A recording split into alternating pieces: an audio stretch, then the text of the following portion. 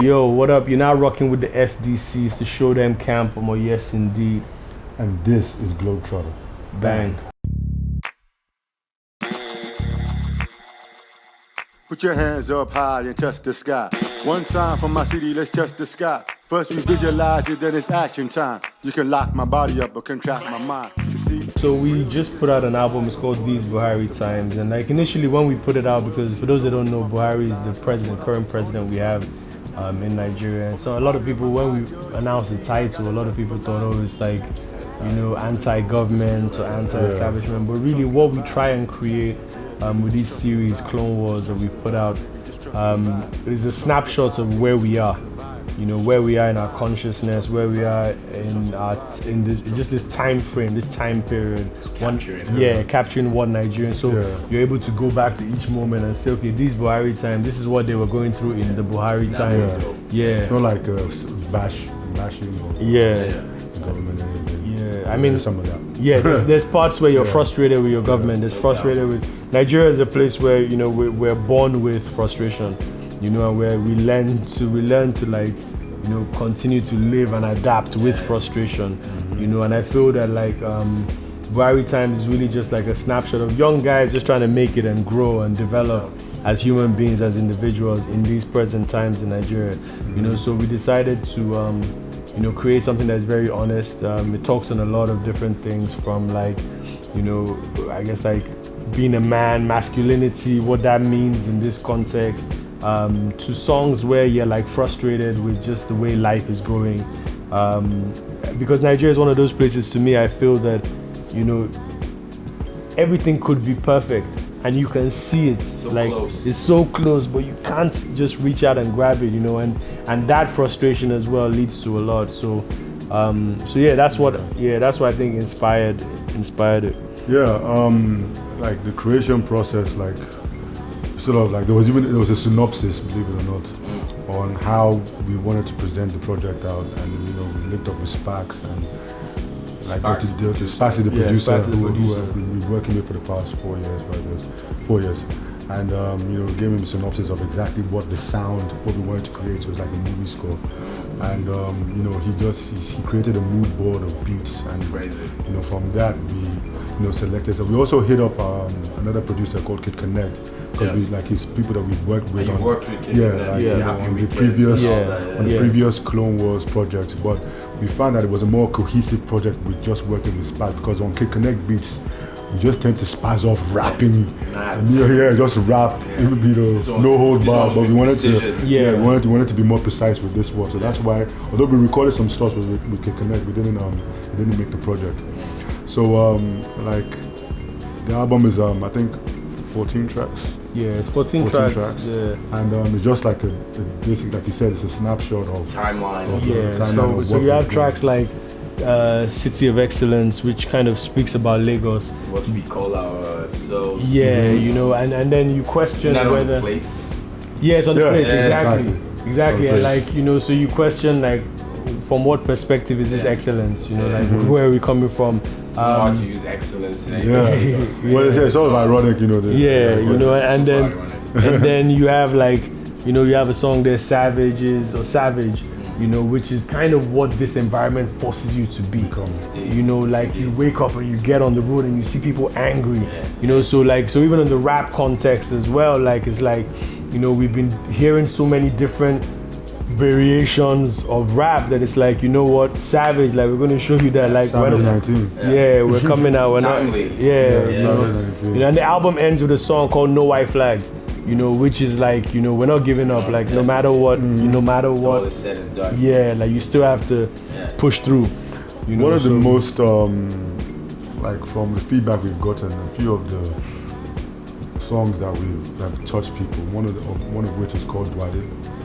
And that was really talking about, you know, masculinity and being vulnerable and all that. And that touched a lot of people. We got a lot of feedback on that. That's like, I don't know if people even go there. Exactly. So that's like vulnerable. But it's a real conversation. Because as you go through this place, what people don't realize is what it does to your mindset. Like you have to wear this. You have to, and even for men, I feel like, you know, funny enough, today being Valentine's Day, I was having a conversation with a friend, And I was saying, you know, like for men, we're in a position where in this environment, we're told our job is to provide. So you meet a lot of guys who are like, what more does she expect from me? I'm already providing. I'm paying school fees. I'm doing all of that.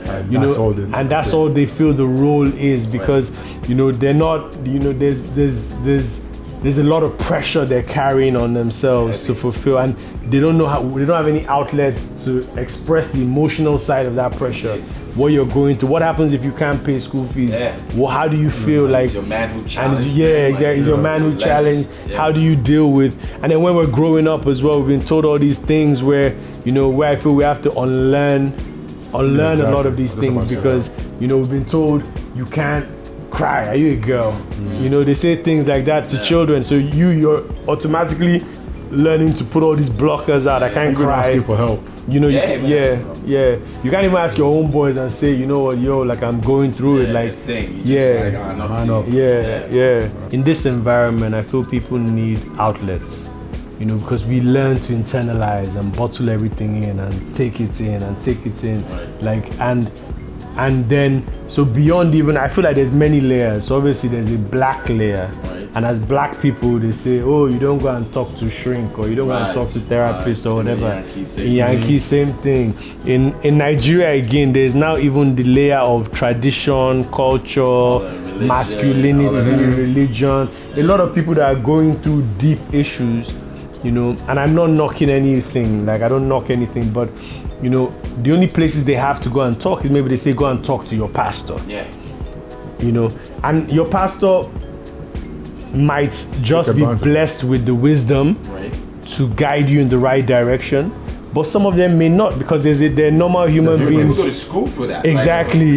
You know, so if you go and then a person's response is like, go and pray more, you know.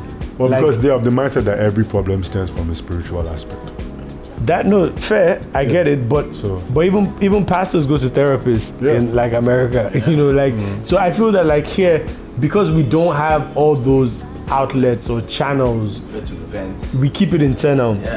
And which is why, like, any small thing, you see one guy flip on the road, because it's not that incident. That incident is what triggered it. But there's 50 things. There's 50 things that vexed him already. He has to get somewhere. Late.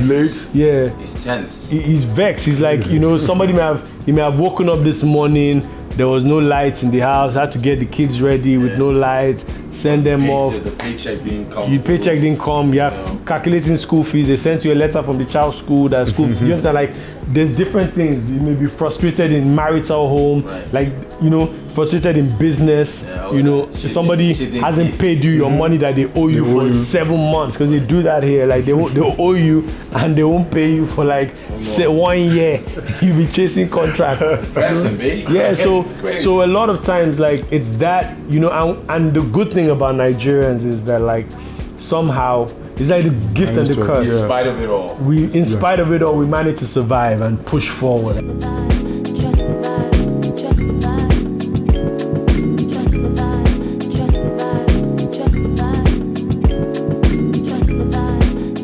I feel like, you know, the way I visualize it is like, imagine you're stranded on an island. Right? You're stranded on an island, so like, and there's no way off the island, so you put a message in a bottle and you send it off in the water. Somebody please hear me, like I'm on this island. And then you do that every day. Every day you're sending out these bottles or whatever. And then one day, you realize that those bottles were actually, it's actually been getting to people. It's actually been reaching an audience.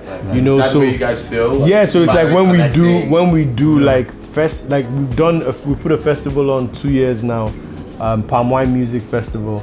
And the first year we sat down and we're planning, and the guy who were planning the production side, he was like, yo, how many people do you envisage? And I was like, maybe like 500, 800. The first one, there was about 2,500 people. So I was looking like, wow, like I didn't imagine like that amount. You know, and then last year we doubled that number, you know, so it's like, okay, there are people, we ourselves, we don't even like, it's why like this year we're coming out to London and we're coming out to New York and coming out to all these places, because sometimes like we're in our little island creating. We don't know where the message is reaching. We don't know what opportunities are on those sides, you know. So it's better now to come out to those sides and just see. I feel like everything we've consumed, right? Almost everything we've consumed has been brought in to us, right? As a nation, our main export is oil. Yeah. And even then, we don't even process the oil ourselves. We just send them. We had this conversation with Lemmy, man. Yeah, you know. So now, when you think about it, even our main exports, we don't even. It's not really ours. Yeah, like we have to go and refine it. We don't have refineries here. None of that, right? So we do that. So now I feel that like with Palmwine Music, what we decided to do was crystallize like an ethos, and that ethos is what is natural to Africa, what is organic, what is originally ours, right? And how do we tap tap into that, you know? And literally then we thought about it, okay, every village you go to, there's somebody on the side of the road selling palm oil. They didn't need no distillery, no nothing. They went and tapped that thing from the tree, put it in. Go to other countries, in West Africa, same thing. Ghana, all those places, right? And then in doing research, like, so we did a song called Feel Alright with Bodge in 2013. You know, and like that was the first. With Poe as well. Yeah, with Poe and Bodge. And that was the first time we tapped into that palm wine sound, which was like the producer Jules from Ghana. He basically sampled this. That was Jules. Yeah, that was Jules. Jules. That was like early Jules. I didn't even know that name back then. Yeah, that's when that cat. That's when, because he was even a hip hop producer. So I feel that record even took him into a different place as well. I mean, that was the sound. Yes. That joint. Yeah. Was the one was like, dude. It's crazy because like we didn't even realize it then either. Yeah. It's crazy because like Poe was telling me, I think it was Poe. Wow, someone said they had a conversation with Mr. Easy, and he said to him that like the reason he went to go and look for Jules was because of that song. Like because he heard that song and he was like, I have to find this guy that made this music, you know. And like so we did that song and it was the first time we dabbled into it. But like, you know, and I think that song was our first real hit. Like we had like Farabale and a few songs that did well on radio. But to me, that was the one that, to be honest, like you had those hits. Yeah. But that one. Yeah, it went to the UK, it went to different places that like but it also put you in this like special place. Yes. Yes. You gotta realize, like, of course, there's a lot of artists. Yeah. Some of the sounds you can always craft a little club hit here and there, but that one just felt special. Yeah. Like, you know. Yeah. I'll just say it was different. It's different. Yeah, definitely. I think that like it's. I mean, not to box you guys in, but it also felt organic. Yeah. It almost felt like this is who they are. Yeah. You know what I mean? I don't know but to me, from outside looking in, it just looked like this was that vibe. This is them. Yeah. It felt very natural. And even like in the palm wine vibe, because it's a feel good song, it feels like guys are having fun on that track, like creating the track. Even you can hear the energy, the vibe, the playfulness in the song, you know. And so we did a Happy Weekend after that. We did a few songs, the Wale, different songs after that. But I feel that like in terms of a quote unquote like commercial space, that was the most comfortable sound bed for us. Like I don't think we can do like an Olumide record. Like I mean, we've tried to do some records like that in the past, and it just doesn't sound natural. I think like even in that, like Olumide is true to himself. That's why that's why it works for him. You know, and I feel like being a different individual, a different group of individuals, I think that like what Feel Alright did was like, okay, like this is us just having fun, and it's worked, and people like it, and they're cool with it. All right, cool. Like, and so for a while, like even with Jules, like we tried to like touch on that catch that kind of vibe again, but it wasn't possible. Like, you know, because the material, like, okay, we've done Feel Alright together. Anything we're doing now in that lane needs to be better than that, or needs to be, or at least even different enough that it sits next to it, you know. And then we just weren't able to really catch that again.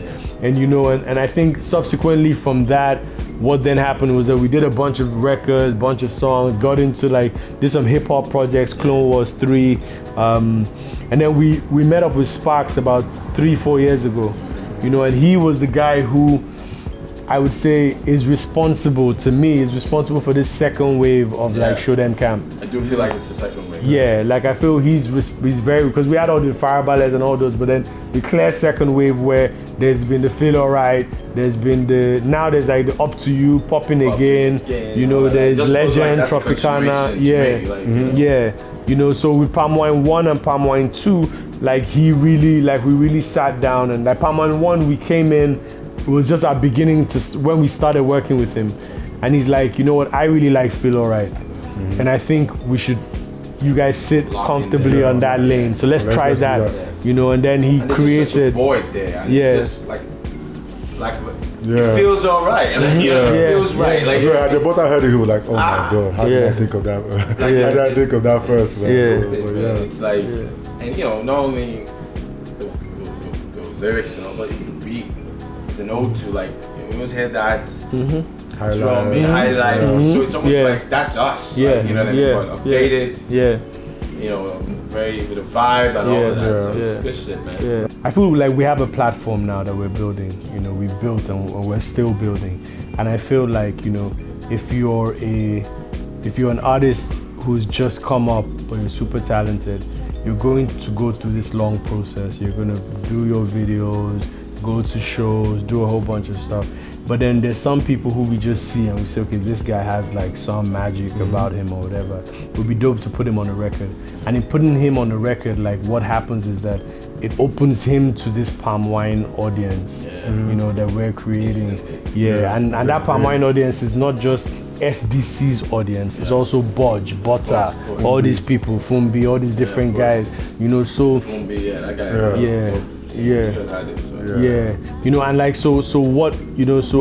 and then what happens is that beyond even just the songs, we get booked for shows and we bring them on board, right, to the shows, or perform with us.